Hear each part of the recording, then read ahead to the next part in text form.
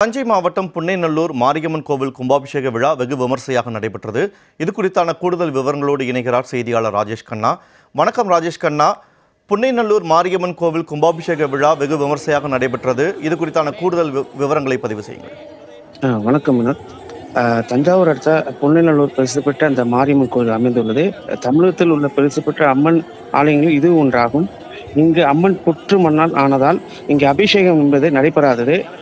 அதுவும் இல்லாமல் 5 ஆண்டுக்கு ஒரு முறை மட்டுமே தைலாபிஷேகம் நடைபெறும். இத்தகைய சிறப்பு வாய்ந்த இந்த ஆலயத்தின் 21 ஆண்டுகளுக்கு பிறகு இந்த குடமுழுக்கு விழாவானது நடைபெற்று உள்ளது. தொடர்ந்து யாகசாலையை 7ஆம் தேதி தொடங்கியது. அதனைத் தொடர்ந்து இன்று காலை 6 யாகசாலைகள் பூஜைகள் நிறைவடைந்து அதன் பின்னர் தொடர்ந்து சிவாச்சாரியார்கள் வேத மந்திரங்கள் முழங்க வான வேடிக்கையுடன் கலசங்களை புனித நீர் ஊற்றி குடமுழுக்கு விழாவானது நடைபெற்றது.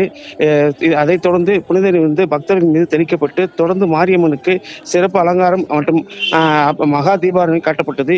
இது 40,000க்கும் மேற்பட்ட பக்தர்கள் இந்த கோபுர தரிசனம் செய்தனர். விவரங்களை வழங்கியமைக்கு நன்றி ராஜேஷ் கண்ணா.